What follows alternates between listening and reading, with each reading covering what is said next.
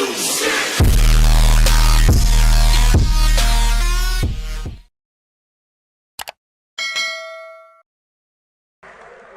bagi 3 periode ekonomi.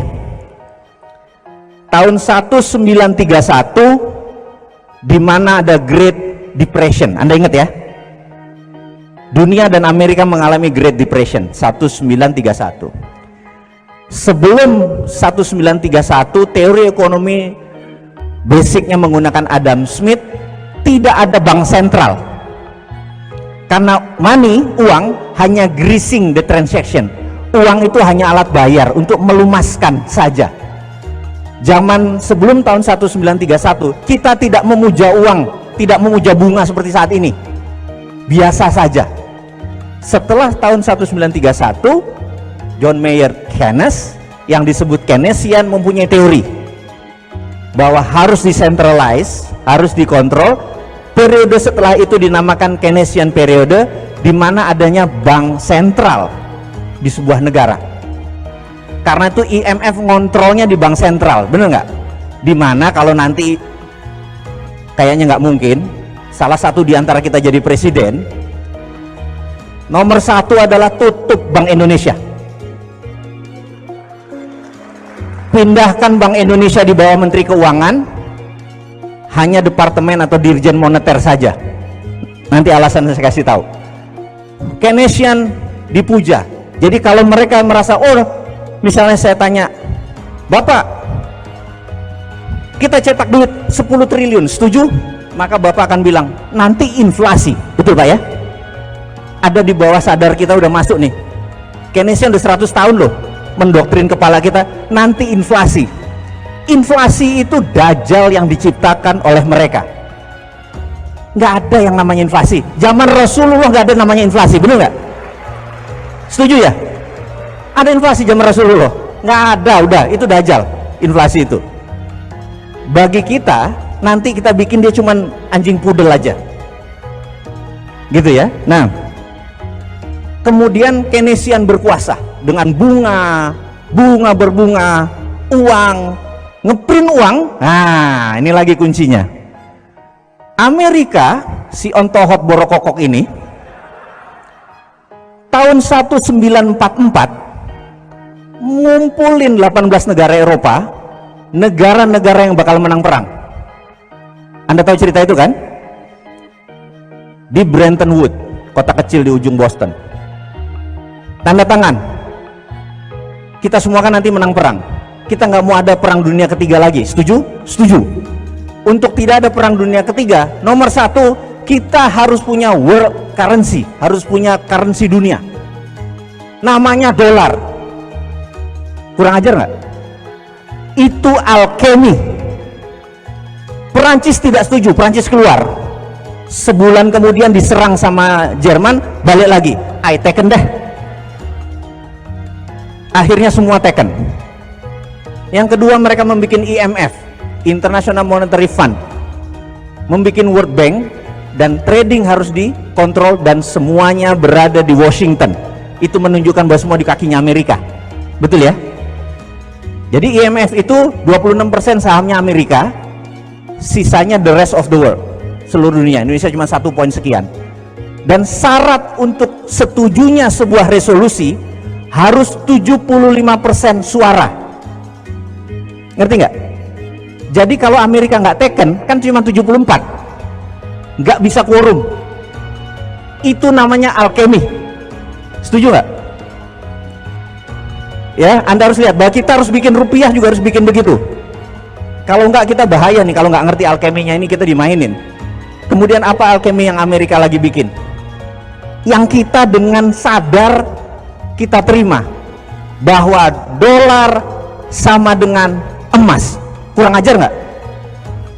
Jadi kalau sebuah negara mau mencetak uang, syaratnya harus punya emas atau dolar. Serem nggak? Betapa pintarnya negara tersebut mengendalikan alkemi dunia. Kita udah masanya nih berjuang bersama-sama, ya. Udah, pala kita udah mulai berat nih pelajarannya, setuju? Nah, lanjut. tahun 2008 terjadilah subprime mortgage, bencana keuangan dunia. Hanya yang di dunia keuangan yang merasakan penderitaan tersebut, betul ya? Dan sejak saat itu saya dan teman-teman termasuk Michael Hudson menyatakan the end of year Keynesian, mati Keynesian. Herannya 10 tahun kemudian pejabat negara masih memuja Keynesian. Setuju nggak? Nggak bisa lagi Anda pakai Keynesian, Anda harus pakai anti Keynesian. Nah, ini yang nanti mau kita ceritain, anti Keynesian itu caranya bagaimana. Rumus nomor 1 adalah print money. Anda akan bilang nanti inflasi, bener nggak? Selama ada underlying proyek, maka print money tidak masalah. Saya kasih contoh. Kang Randy datang ke saya. Kang Randy adalah Menteri Bappenas, saya Presiden. Ceritanya, kalau ngayal boleh kan sampai top kan, bener nggak, ada ongkosnya. Kang Randy bilang, Mas, kita mau bangun 100.000 rumah, setiap tahun saya perlu 100 triliun, bener nggak? Saya bilang oke. Setiap kota 100 rumah yang sehat, yang baik, yang islami, semua toilet tidak boleh ngarah Ka'bah dan lain sebagainya. Anda ngerti kan? Karena kita harus yang ngebangun, sholat harus berjamaah dan lain sebagainya, konsep-konsep kita. Saya print 100 triliun dari langit. Nah, nih Mas, betul nggak? Oke? Mas Randy bilang Krakatau Steel nyala sekian ribu ton, pabrik bata mulai dari ujung Jawa sampai Kalimantan nyala semua, pabrik bata, bener nggak? Pabrik semen nyala, tidak boleh ada satupun unsur impor. Begitu semua jadi, berdiri, balikin ke saya 100 triliun tanpa bunga, bener nggak? Ke negara. Kang Randy bangun, dijual tanpa bunga kan jadi murah, bener nggak? Uang begitu masuk ke negara saya bakar. 5 tahun kemudian 100 triliunnya masuk, jadi 10 juta rumah, bener nggak? Itulah underlayingnya. Inflasi nggak? Nggak ada, betul nggak? Anda mulai paham? Gampang ngelola negara kan? Itu teorinya Michael Hudson, di mana tahun 2005 beliau penasehat Xi Jinping untuk bilang ke Xi Jinping bagaimana melakukan. Dan apa yang dilakukan? Mereka punya dua, renminbi di dalam negeri cetak suka-sukanya, yuan di luar negeri. Mereka punya dua currency. Anda tahu kan? Enggak, baru tahu sekarang. Suka-suka mereka nyetak duit selama ada proyeknya, betul ya? Setuju? Jadi sekarang proyek itu ngapain ngutang, bener nggak? Kesel nggak gitu ya, bener nggak? Print aja, tolnya gratis. Kalau memang cinta rakyat, jangan tol yang dibangun, jalan umum, karena yang dilewati bisa dapat faedah.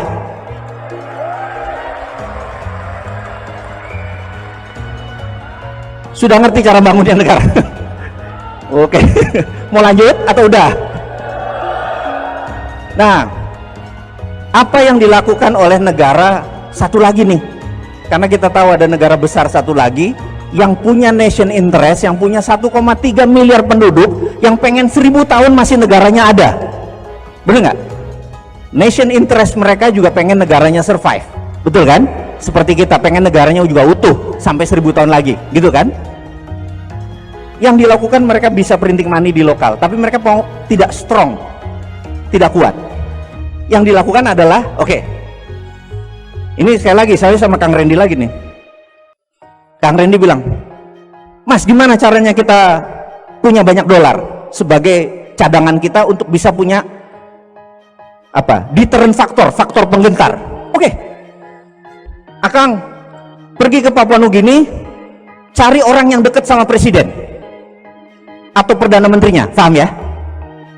Kang Randy kirim intelijen, cari di sana presidensi. Anda ngerti presidensi? Presidensi orang yang dekat presiden, orang yang mempengaruhi perdana menterinya Papua Nugini. Terus intelijennya lapor ke Kang Randy bilang sudah dapat. Dia pokoknya oportunis, dekat dan bisa mempengaruhi perdana menteri Papua Nugini. Gitu ya. Oke. Namanya siapa? Larry. Oke, Larry. Jangan dipanjangin Larry-nya ya. Kemudian bilang sama Larry, mereka bikin proyek yang lama balik modalnya. Tapi ada streaming of income. Pelabuhan, bandara, jalan tol, bener ya? Yang panjang, yang kalau perlu tidak lama balik modalnya. Ngerti nggak? Oke. Nanti kalau ditanya uangnya ada, pokoknya lo kerja aja gitu ya. Gitu ya. Lalu Kang Randy bilang, ini gimana proyeknya? Ini 10 billion dolar Anda pegang, Anda bilang sama si Larry, duitnya sudah ada di Bank Indonesia, bener gak? Transfer ke Bank Papua Nugini, enggak bisa, bener gak? Kemudian dari uangnya tadi, apa yang Kang Randy lakukan? Krakatau Steel nyala, semen nyala, semua nyala, bener gak? Lalu kita kirim 100% material ke Papua Nugini, kirim SDM ke Papua Nugini, uang ke Papua Nugini, setuju ya? Jalan tol jadi di Papua Nugini, urusan gak ada isinya, urusan nanti, bener gak? Pelabuhan jadi di Papua Nugini, bener gak? Udah jadi lapor, udah jadi, siap, tagih dolarnya, masuk, setuju? Itulah kita namakan ini semua adalah Spice Road, jalan rempah. Wah gitu. Bisa nggak? Itu cara mendatangkan dolar, bener nggak? Ada nggak sebuah negara sekarang melakukan itu?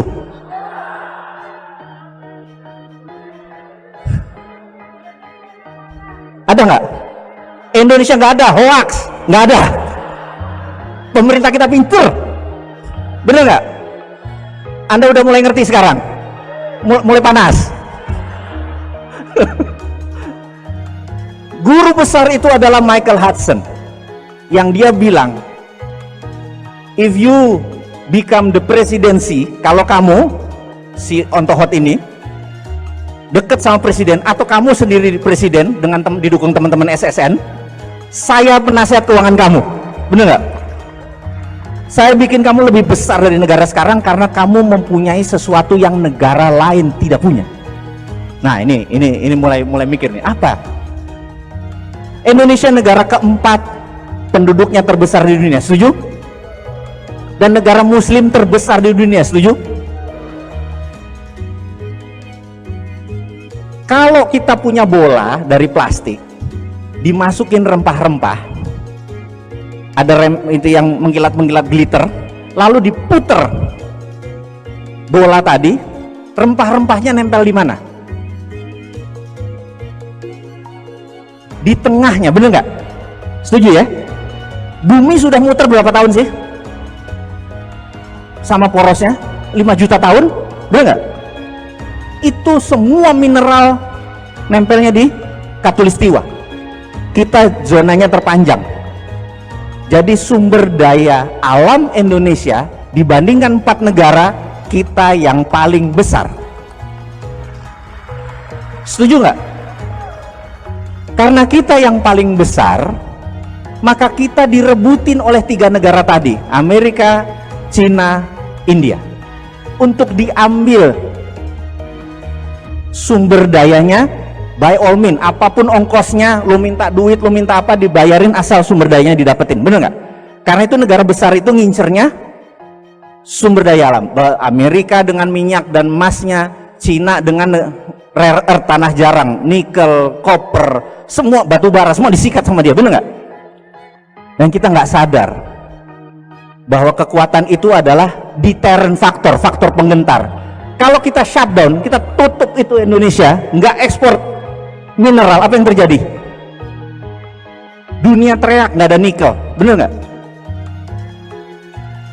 Nggak ada pabrik baterai yang nanti berdiri, bener nggak? Nikel dengan kobalt jadi baterai, lithium, bener nggak? Anda bisa bayangkan betapa lemahnya saat ini karena tidak mengerti geopolitik dan geostrategi. tidak pernah ke Lemhanas semua pejabat-pejabatnya. Paham ya? Nah, ini kalau sudah mulai ngamuk gini waktu saya tinggal 21 menit nih kayaknya nih.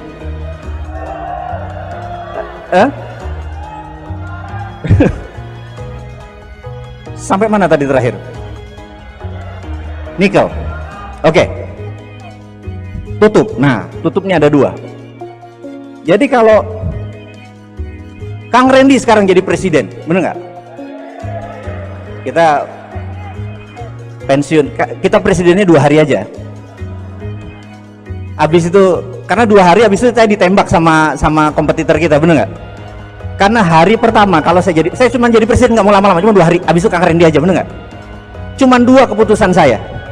Begitu jadi presiden hari pertama, saya akan menandatangani perpres, peraturan presiden, bahwa setiap orang yang punya duit kirim uang keluar Indonesia tanpa underlying produk. Jadi misalnya kalau dia kirim uang, beli pabrik, beli barang, beli baju, itu ada underlying. Kalau dia taruh di luar, transfer dari Indonesia, itu namanya flight capital, penjara 10 tahun. Gitu ya. Yang kedua yang saya akan lakukan adalah mulai jam 24.00 bank bunga 0.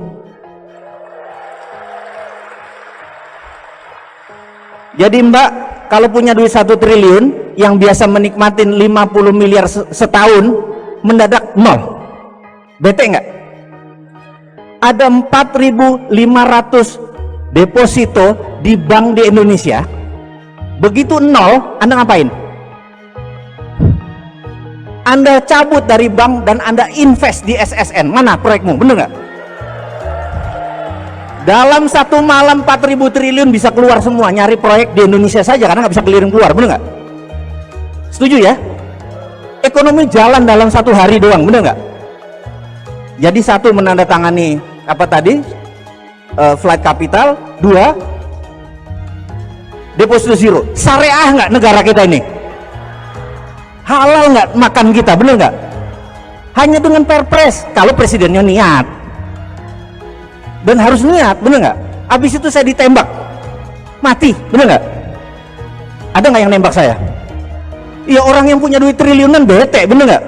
Mau ngirim keluar nggak bisa, tembak aja si Mardigu itu, bener nggak? Saya mati, insya Allah syahid, bener nggak?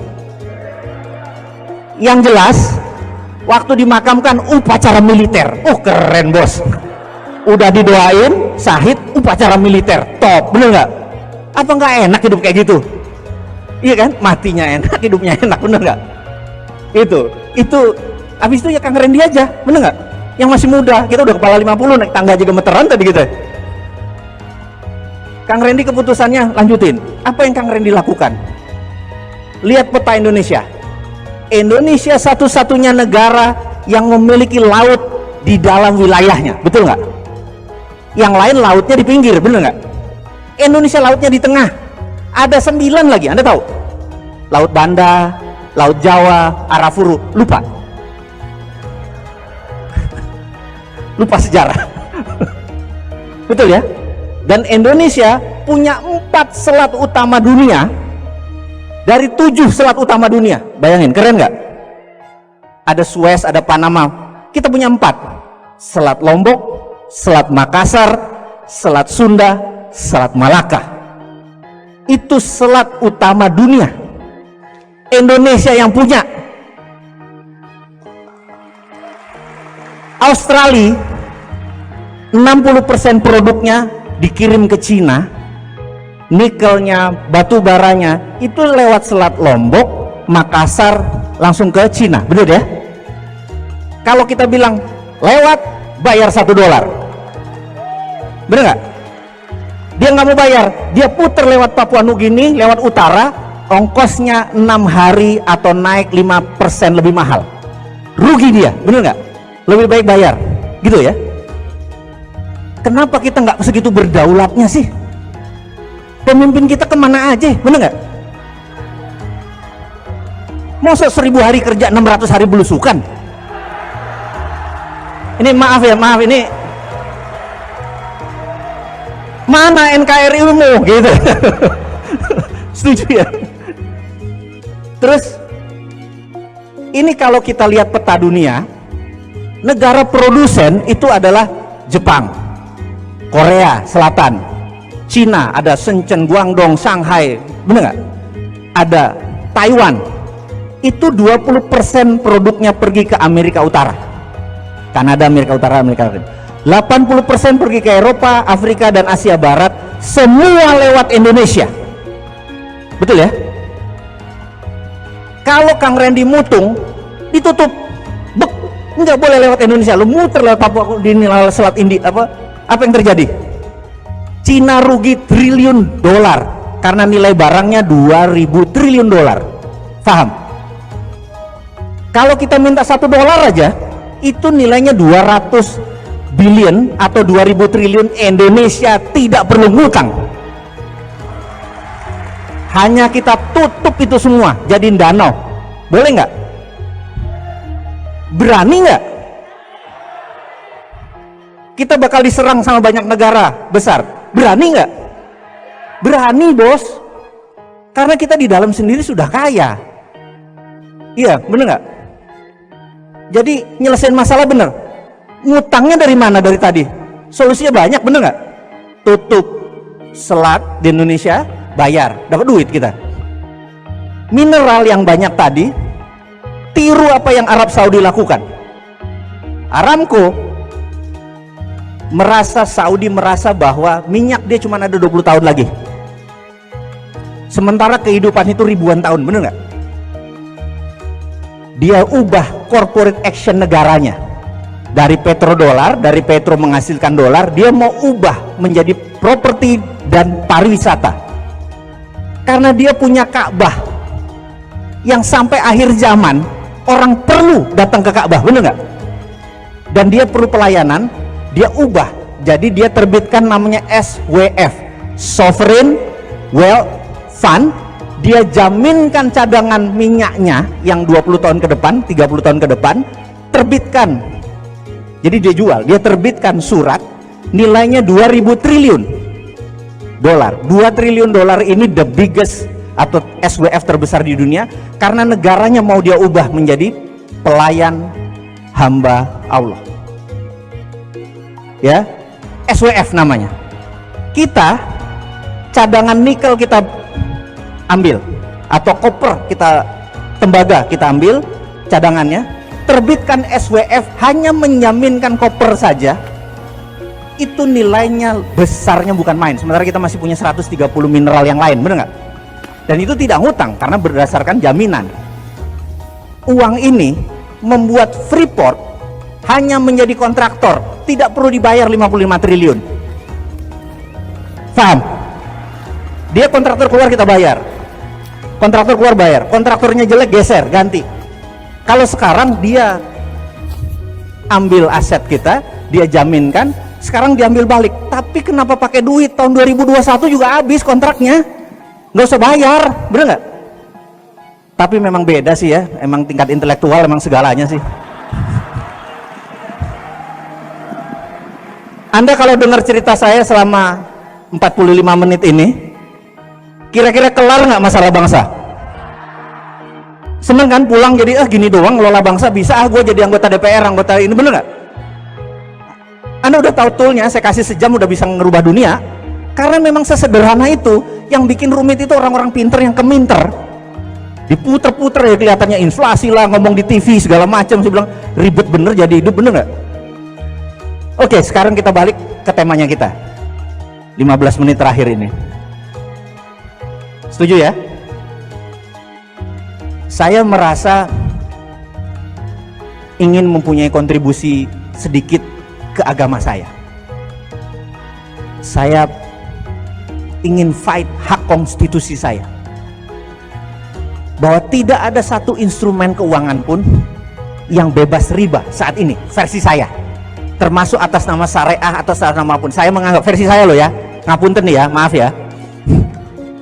Jadi saya harus mengambil teknologi yang masih baru, yang saya lihat akan ke depan cerah. Yang saya incer pertama adalah Kalau kita kembali tahun 98, mundur sebentar, ada seseorang menawarkan saham Google ke Anda.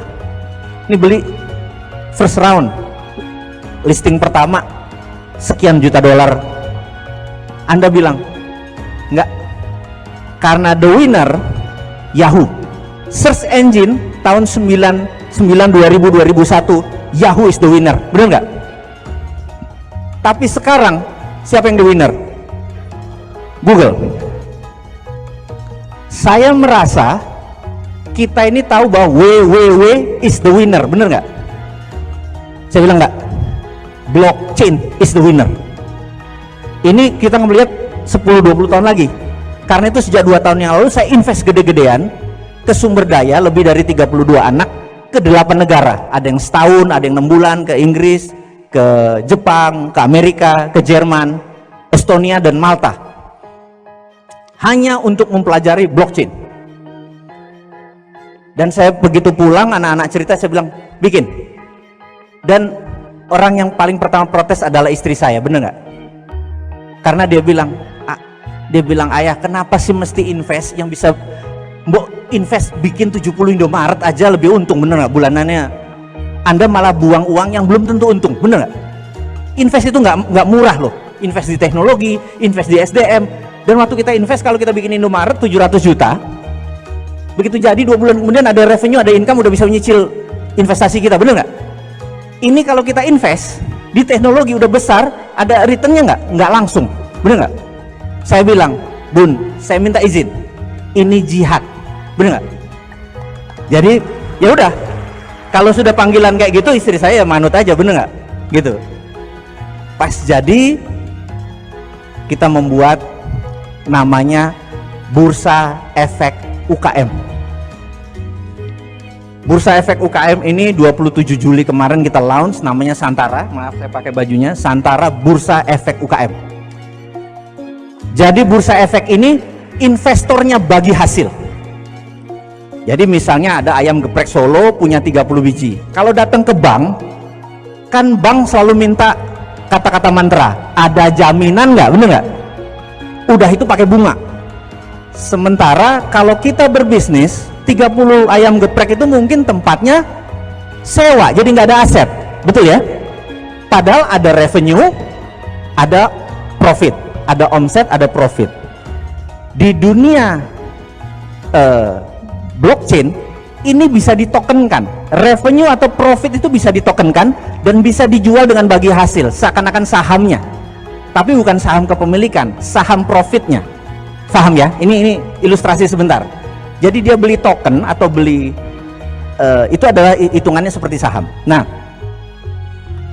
kita luncurkan 27 Juli kemarin dan dapat respon sangat bagus karena ada 37.000 orang mendaftar ingin jadi investor. Kenapa? Karena mereka taruh uangnya di bawah bantal karena nggak mau riba. Dia perlu investasi sementara produk-produk tersebut memerlukan uang, gitu ya. Listing 1 hari perlu 1 miliar. Saya ingat Arfah Barbershop. Siapa yang dari Jawa Tengah dan Jogja? Ada 51 Arfah Barbershop. Dia mau buka 4 cabang, perlu duit 700 juta. 3 jam habis. Karena bagi hasilnya 20%. Dan 20% itu bagi hasil, bukan bunga. Kita terbitin durian token. Ada 900 duren, panen, petik, listing 900 juta, 2 jam habis, gitu ya. Begitu 18 perusahaan listing, kita dipanggil OJK, Pritcak, waduh, bener nggak? Kita dipanggil. Mereka bilang, Anda melanggar undang-undang pasar modal. Saya bilang, Pak, undang-undang pasar modal kita kan sayang pakai blockchain. Ini akal-akalan kamu, bener nggak? Kita bagi hasil, Pak, nggak bisa, ini saham dan lain sebagainya. Kita berdebat panjang di OJK. 3 kali kita datengin OJK dan OJK melaporkan bahwa dia tiap hari diserang ratusan email untuk jalanin lagi Santara itu, bener nggak? Jadi rupanya fans kita udah banyak ini. Nah, Mereka tetap bilang bahwa tidak boleh beroperasi sampai izinnya keluar. Saya bilang, izinnya apa? Lagi diproses, mati nggak? Terus dia bilang, Anda 3 bulan sudah punya 18 emiten, kami 10 tahun baru punya 18. Apa maksud Anda? Saya bilang, loh apa masalahnya, bener nggak? Saya lapor ke Pak Dahlan Iskan, ketemu Pak Imawan, mantan CEO-nya Jawa Pos. Saya bilang, Kang Mas ngapunten, tolong saya bilang gitu. Oke. Ini maksudnya apa? Ini kami mau punya bisnis yang bebas riba. Apa jawaban Pak Imawan? Kita tuntut aja negara. Saya bilang, apa? Kita tuntut negara. Jawa Pos 3 kali nuntut negara, 3-3-nya menang. Dulu waktu dia buat TV JTV itu ditutup oleh pemerintah karena nggak boleh ada TV lokal. TV itu nasional. Yang kita lakukan adalah tuntut. Nama gugatannya adalah perbuatan melanggar hukum yang dilakukan oleh negara. Keren. Bener nggak? Saya bilang, filosofi Anda apa, Mas? Saya ingin dengan paket produk kita ini kita bebas riba. Oh, itu lebih tinggi lagi. Karena Anda bisa tuntutnya di MK, Mahkamah Konstitusi, karena riba adalah hak konstitusi. Gitu kan? Jadi kita atur. Sekarang kita lagi ngatur legalnya. Teman-teman Munarman itu semua kan teman lama saya. Mas, gue join di belakang lo. Walaupun nggak ada satu orang yang mendukung lo, gue dukung. Karena nggak ada orang yang berani fight untuk merubah undang-undang supaya riba berdaulat. Bener nggak? Saya bilang walaupun sendiri saya maju deh. Sebenarnya nggak? Kan kita kan kaum moderat begitu kan, modal dengkul urat kan, maju aja gitu. Nah, ini kita lagi susun. Tapi rupanya OJK gentar juga. Kemarin kita dipanggil, dia bilang Santara boleh jalan lagi. Oh, alhamdulillah. Jadi ngerti nggak? Pengusaha tuh nggak ada matinya, gitu aja, bener nggak?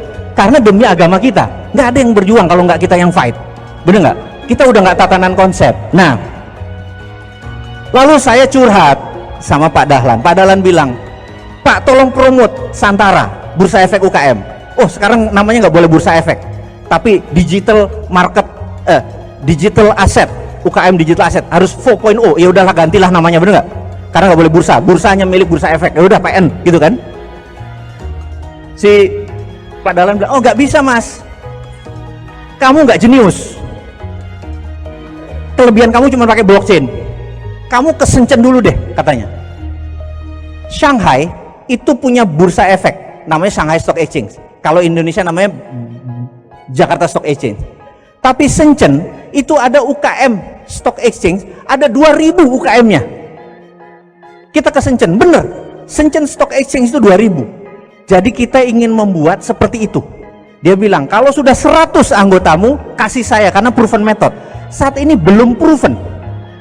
Nah, ini di ujung-ujung ini saya minta tolong nih, ngapunten nih, karena belum proven. Baru 18, baru 7.000 investor, itu dianggap belum proven.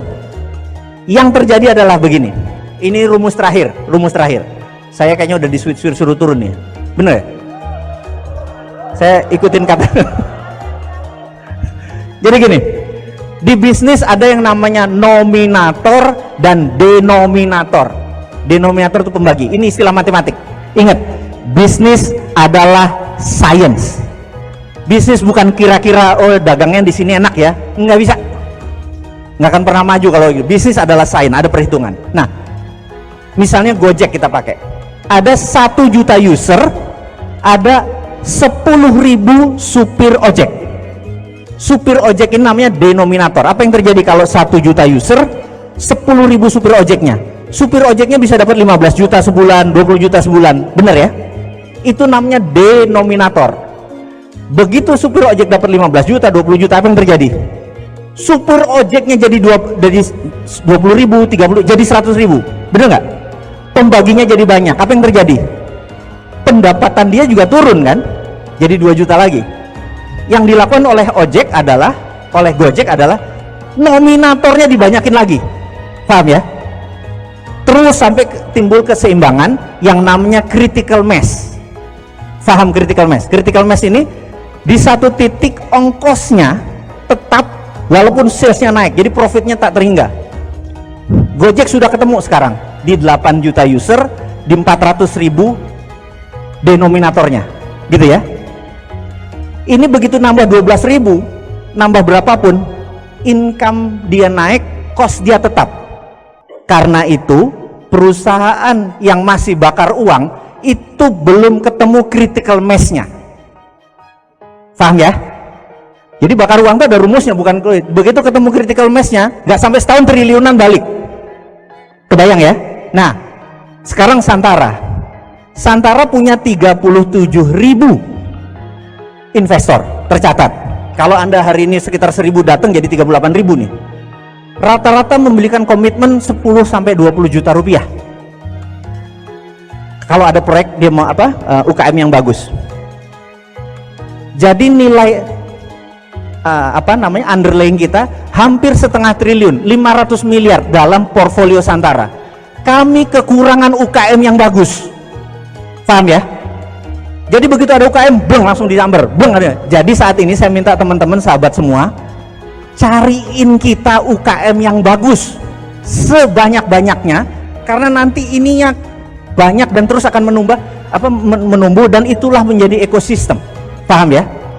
Saya minta tolong dengan amat sangat, kalau ada UKM pergi ke Kang Randy, kalau ada investor pergi ke Kang Randy juga, bener nggak?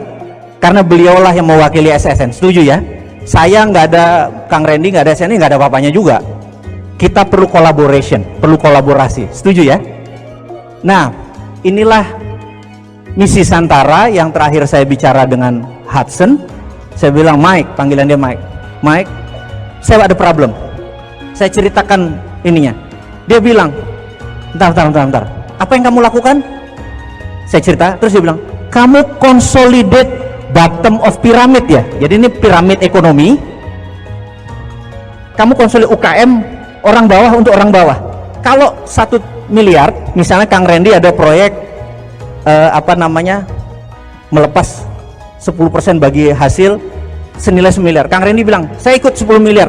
Tidak boleh, karena cuma dibatasi 10%. Jadi kapitalis gak boleh masuk, karena orang yang punya 50.000, 100.000, 200.000 yang boleh masuk. Kita consolidate bottom of pyramid, dengan demikian ekonomi bisa ngedeket sama yang atas. Hudson bilang, ini Anda punya konsep, kalau jalan dia minta izin untuk dibuatkan Nobel, karena ini jenius katanya, mengangkat bottom of pyramid. Sadar ya? Paham ya maksudnya ya?